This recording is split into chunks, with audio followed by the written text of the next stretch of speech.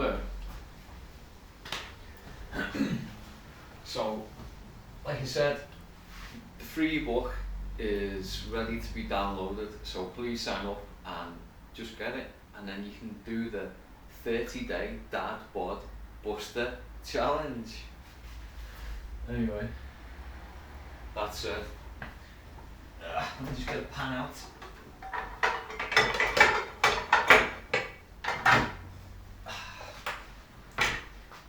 So today's a couple of things I want to talk about.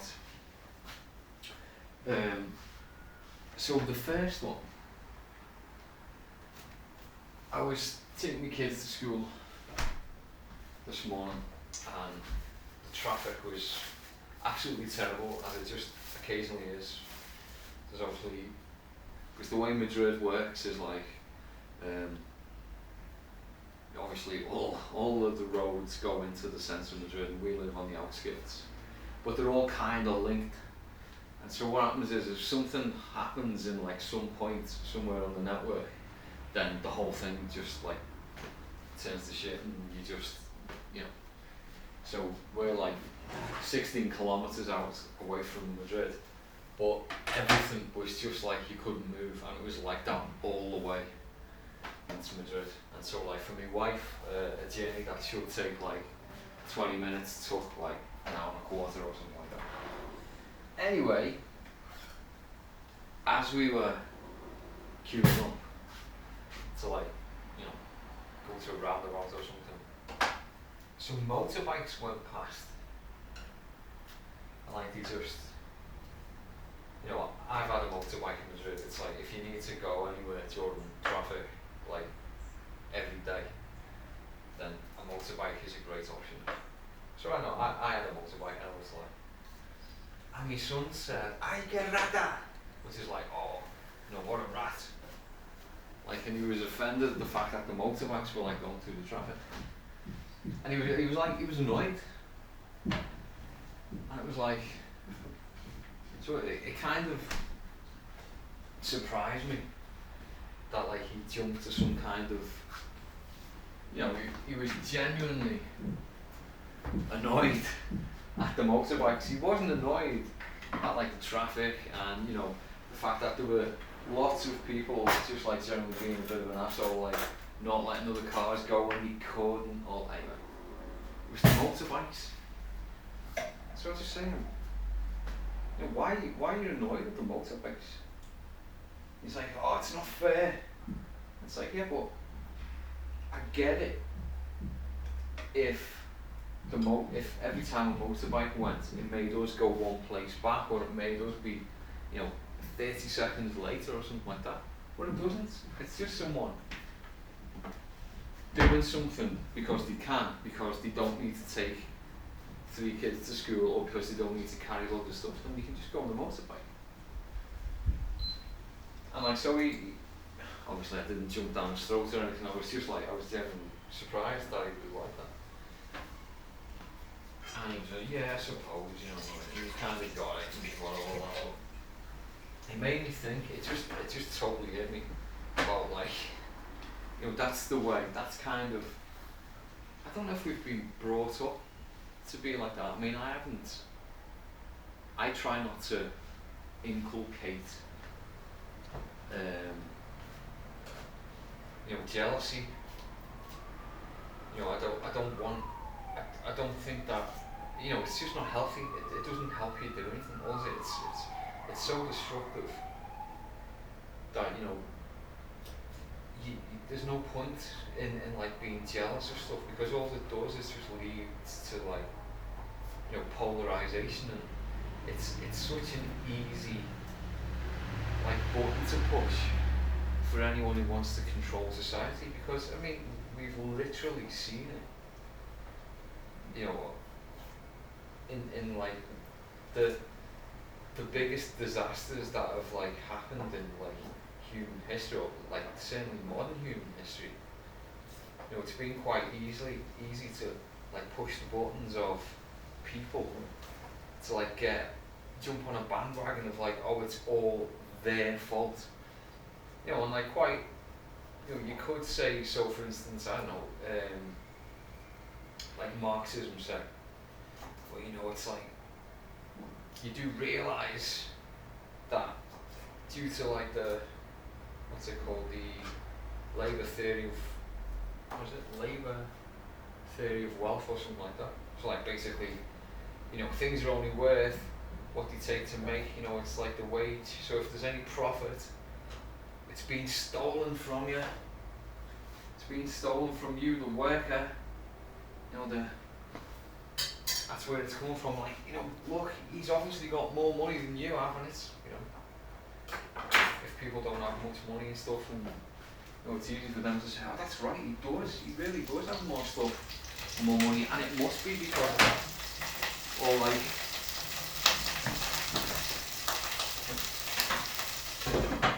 you know, if you want to polarise people saying that, you know, it's a certain race or ethnicity, and that's why, you know, they're the ones that are stealing stuff from you. You know, it's the Jews, it's this, it's that. You know, it's the kulaks, it's, you know, whatever you want. You know, people will just, yeah, you know, it's not fair. It's a surprisingly easy button to push. I mean, it's just crazy easy, and it's like, well, maybe you might say, well, yeah, sure, you know, of course your son's like that because he's 11, and so obviously I'm not saying that, you know, I'm wondering if my son is actually Adolf Hitler, but, you know, he didn't mean it like that, and, you know, no one's saying that he did, but, you know, it's quite, it's so easy, and also it's exactly what we hear in like modern political discourse. I mean, so right now in Spain, there's like, so it's a socialist government, so, you know, it's not hard to imagine what a socialist government, you know, believes in stuff. I mean, by me, just to set this straight, just because I'm like criticising or like pointing out flaws in a socialist government doesn't mean that like I'm into like, I'm a right winger or anything like that, because obviously I'm all about voluntarism and I don't believe in the state anyway. So, you know, you can't be, I don't believe in the state, but I believe less in the socialist state than I do in the like whatever state. You know, that, you know, I really do try and be consistent with my arguments, and so it's like I just kick it all away.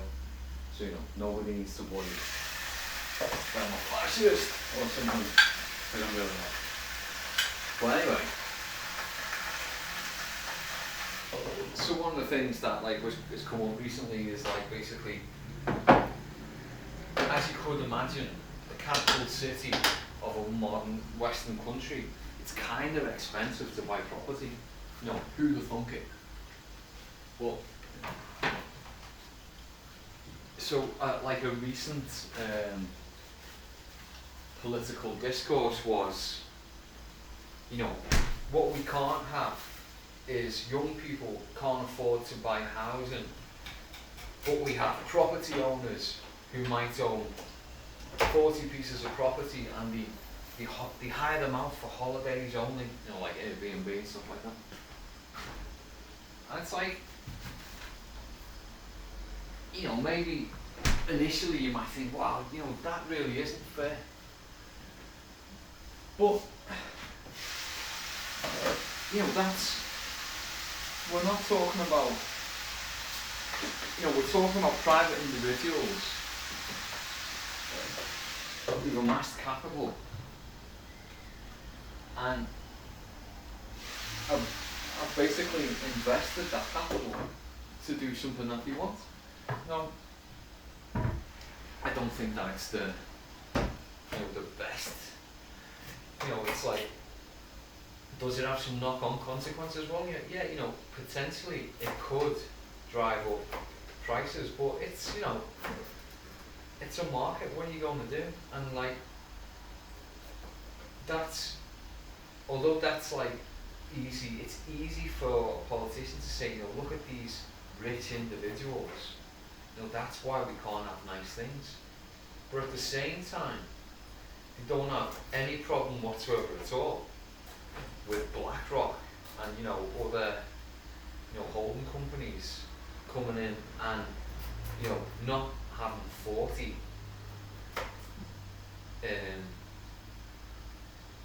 you know, holiday, you know, flats or whatever, apartments to rent out. No, they have like thousands in Madrid. I mean, literally thousands and thousands of, you know, properties and stuff are owned by black people. And that's just like, no one talks about that. That's, you know, because why isn't that talked about? Because there's no political gain. You know, if you've got like, you know, modern governments, no matter what the stripe, you know, no matter what colour they profess to be, you know, they're all kind of, you know, they know where the bread's buttered type of thing. You know, and it's all about, you know, how easily can they get the loans, and, you know, it doesn't take very much. You don't need to like badmouth big, you know, the biggest corporations in the world that much before, like, you don't, you know, you can't get the finance that you want. Because let's face it, I mean, all modern, you know, it's not tax revenue that's actually financing the countries these days. It's the money, it's the credit, and that's why it was such a big deal. Like in 2008 in Spain, it was like, you know, when I can't remember what the index is called, but there's like an index that, like, you know, like AAA or whatever, where it shows you how good an investment to certain countries, you know, like it means how likely are they to pay back the loans. And so obviously all the biggest ones of you know, like up into I think maybe still the US is like AAA, you know, they've got more debt than you know, it's come up to be the same as the GDP and stuff. You know, so when Spain stopped being the maximum like trustability type thing, it was such a big deal internally, and it even led to them changing the constitution on a Saturday. So you imagine that. You know, the Spanish Parliament doesn't normally get together at the weekend, and so they got together on a Saturday and actually changed the Spanish constitution with no consultation to the public or anything, to basically write into the constitution that Spain will always pay back the debt first, even before paying its own people like what's owed to them. And so that was like a massive deal. Well, it was a massive deal to me. It doesn't seem to be much of a massive deal to anyone else, but I was shocked by that. Because like back then I think I was, you know, probably like a socialist, and, you know, I believed in, it's fairness and, you know, all things like that, and I assumed that somehow that's what, like, the government was meant to be about. It was, you know, it was being fair to people, and, you know, that's the way to be, you know, the only way to fairness is wealth redistribution. Obviously, how could it not be any other thing? And no, I don't believe that. So it's just, you know, it's I think it's interesting just how, I mean, politicians totally play on our weaknesses, you know, because, you know, it's the kind of base weakness that, like, you'd expect a child to have, but, like, we still have it as adults. Did I put salt in this? I think I did. So that's kind of crazy, you know, to think, you know, that something that I'm pointing out to my son who's 11, and it just hit me as like, this is just modern politics, you know, 101, just all the way through, top to bottom, inside to outside. It's just, look at him doing that, and I can't do it, and so I'm jealous, and I want it stopped. There was this really funny thing that I heard once. I mean, it was ages ago. It wasn't related to this, but it was this Spanish comedian, and he's bald, and it's not really his whole shtick or anything, but it's just, you know, it's one of the things that it's very obvious that, like, you know, you've got no hair, then you're bald, and he just said, just like out of the blue type of thing, he says, I don't want to have hair. I want everyone else to be bald. And I thought it was hilarious at the time, but also it's just like, it's just so true, you know what I mean? It's just like, quite often, we don't want our situation to be better. We just want everyone else to be in our misery with us. You know, and I'm sure that there must be some, you know, deep psychological reasoning for that. But you know, it doesn't really even make sense on like an evolutionary level. I mean, if you're in the tribe, why would you want everyone to suffer like you? Wouldn't it be better if most people didn't suffer and that could like pull you out? I don't know, but it's so prevalent that I mean, is it just that if everyone's in your misery with you, then you probably, as a group, you'll all come together to overcome the problem? Maybe that's it. Maybe it's less effort. You know, it's less personal effort. If everyone's having the same struggle like you are, then everyone's more likely to help you out. Maybe that's it. I don't know. It's just what occurred to me now. But anyway, so that was the first thing that I wanted to talk about. I've got loads of bites. I don't know what it is. I keep getting bitten in the night, and so I'm itchy. The next thing I wanted to talk about is, like, as you're aware, for people who've watched these videos, I go to the sauna every day, and it's just, I mean, I wouldn't say it's the highlight of my day, but it's something that, you know, I get tremendous benefit from. And not just like, apart from the fact that it makes me feel a lot better, psychologically, it's like the best thing I can do. It's like, you know, on a number of reasons. Psychologically it's good because it makes my body feel good, so I'm just, you know, the whole thing is just, it takes me, you know, neurosis down, you know, several levels, several notches, so, you know, I'm more likely to just be, you know, on the way to being more well balanced than if I didn't do that. But also there's the self-discipline factor of it, you know, because I go in there and it's, I set my timer for 20 minutes and then I just lie down and, you know, I just, you know, sit there type thing. And, you know, I'm not accountable to anyone in any way. It's only me. If I just walked out after 15 minutes, nobody would know. It's like, you know, and even the thing on the board, it only recommends the sand timer thing only goes up to like 10 minutes or something, and, you know, outside it only recommends you staying for 15 at the maximum and all that. So, you know, I could quite easily trick myself into just saying, oh yeah, you did okay. But I think 20 minutes is what I need, because if you've never done sauna, you wouldn't realise, but it's actually like, it's kind of like a heart and breath workout. It's like cardio, but like keeping still. So when you first start doing it, you get short of breath, and you know it's hard going. In fact, you know, I couldn't even nearly do 20 minutes when I first started. But yeah, so, you know, I worked up to it and all this. But anyway, it's just depending on the day. It's like it's more difficult or easier or whatever, and it's got a lot to do with sort of like on the days where you know, something's happened that's put me in a kind of, not in a bad mood, but in a sort of, you know, excited state of like churning away, then it's just, the sauna is just torture. It's a nightmare, because like everything just goes so slow, or if anything happens where, like, so the whole reason I take a timer in, like, it's just like a wind-up timer that I set the timer it rings. It's because like sometimes I'll fall asleep if I'm really tired, or, you know, sense something during the end of the week, or maybe if I've had a late night or something, and I come in, I'm tired, and I just relax. But what can happen then is you wake up and you don't know. The funny thing is, when you fall asleep, you lose your notion of time, and so like, yeah, I sometimes I like wake up, I'm panicking, like, oh my god, how long have we been here? And then, you know, and so I lie down and know that if that's not ringing, then I haven't been in too long.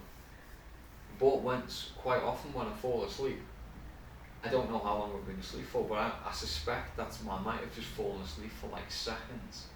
But the sensation in my body is that I've been asleep for like a few minutes, you know. And so that's like a kind of strange thing.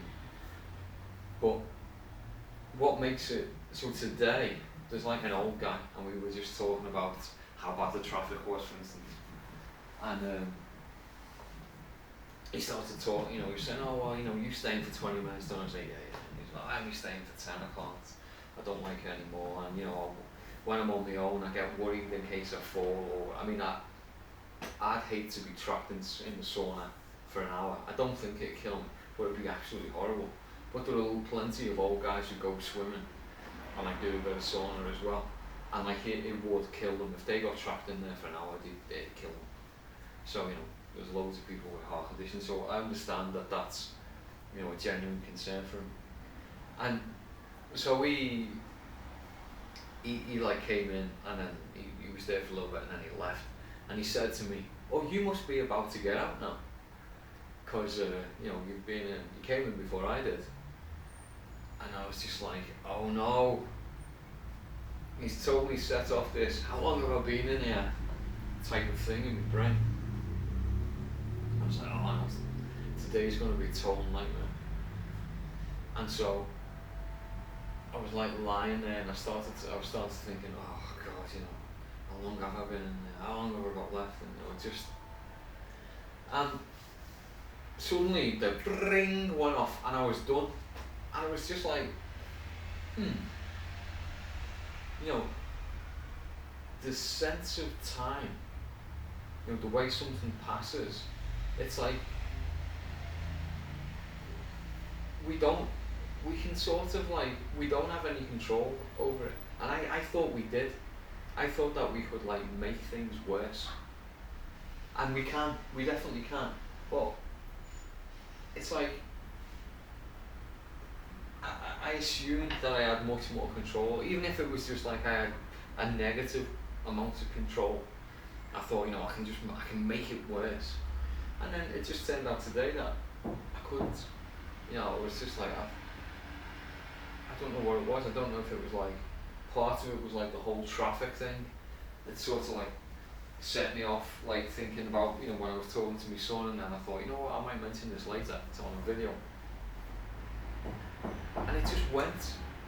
And it's like, sometimes, it is the whole, we can make things we torture ourselves, but like sometimes it doesn't work, and it's such a relief when it doesn't work, because it really made me think, like lately, I don't know why, it's been occurring to me that we make things, it is about perception, and also what we're striving for, because I think a lot of us, when we concentrate on the negative, and like we sort of like go, oh, there's a part of us that's like, right, I am going to suffer now, I am going to wallow in this, let's see what we can do here.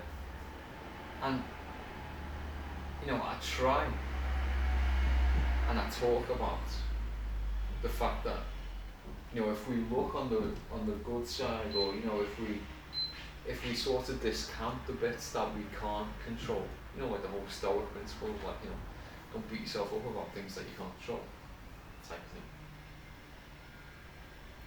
And it's, it really can just, your perception,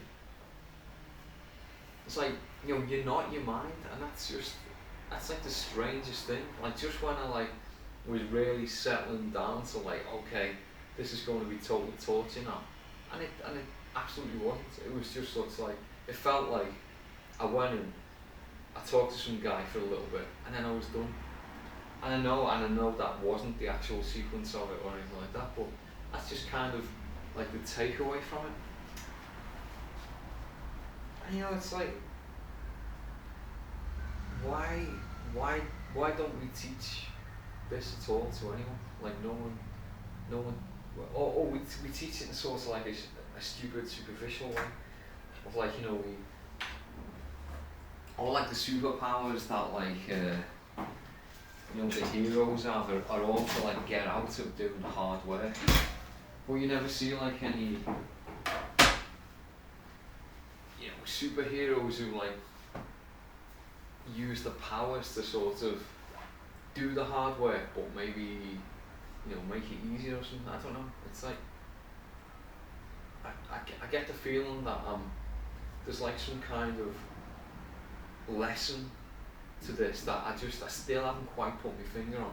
But it's not just about being stoic and just like don't beat yourself up about stuff. I think there really is value in, you know, in the positive, like the positive emotion aspect of it. So although it's not like all love and light and, you know, don't look at, I think that's where like the whole law of attraction thing is really bad for you, because it's just like if I just ignore all the bad things, then only good things can come to me, and you know, that's just obviously like the biggest pile of nonsense. And it's not only that it's nonsense in the sense that it's not going to happen. It's nonsense because it's bad for you, because people waste their lives, you know, saying mantras and, you know, wishful thinking and stuff like that. Now, I'm not saying, I've used mantras myself to get myself out of like bad mental habits, because that's another thing. That's like, we need, you know, it's helpful to distinguish between things that, so the things that you can change are like the default way that you'll like greet something. So like, if you can use a mantra to sort of just, you know, take the edge off your like negativity about something, or just, you know, a feeling of inadequacy or something like that. I mean, I do think that there's value in sort of telling yourself that, you know, I can do this, I can do this, and, you know, I look at, you know, if you just like say the mantra, you know, where like even in the law of attraction, you never meant to like say negative, you know, you shouldn't say like, I'm not useless, because all like the thing is useless. You know, it's like, I am empowered, I am, you know, whatever. I think there is value in that, because it does, you can sort of like get yourself out of the depths of hell type of thing, just like a little bit, just by sort of telling yourself that you can, you know, it's not as bad as you think, you know.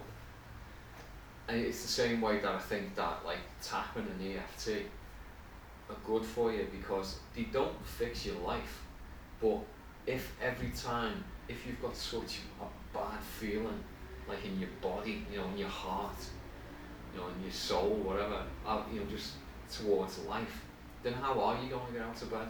You know, I don't blame people for not wanting to get out of bed, because they feel just like, I just can't cope. So if you can just like get that feeling, just, you know, knock it down a few. You know, if it's as, you know, out of 10, if like the feeling of like complete despair is like an 8, you know, if you can get that down to a 5 or a 4, then it's a massive change in your life. So, you know, I'm a big proponent of that, and I think that's where, you know, where it goes wrong. You know, the positive mental attitude and stuff like that. There's a big, you know, having a positive mental attitude is good, but it's not good if you just if it's you should distinguish between a positive mental attitude and like a fantasy mental attitude, where, you know, everything is just going to be lollipops and rainbows forever. Whereas, you know, if you're just thinking, right, you know, another day, another dollar, I can get through this, I can, you know, let's see what I can do, let's see if I can just, you know, can I just like pitch my idea to my boss, can I just have this conversation with the team to like, you know, maybe we can do this a little better, you know, stuff like that. You know, it does work, but you're never going to do it if you are like just in the depths of hell and like, oh, this is all futile. So that's why I go to sauna or something. Anyway, this is done. I think hunger's gotten the better of me, so I'm going to eat it anyway. So like I said before, if any guys out there are interested, then it's the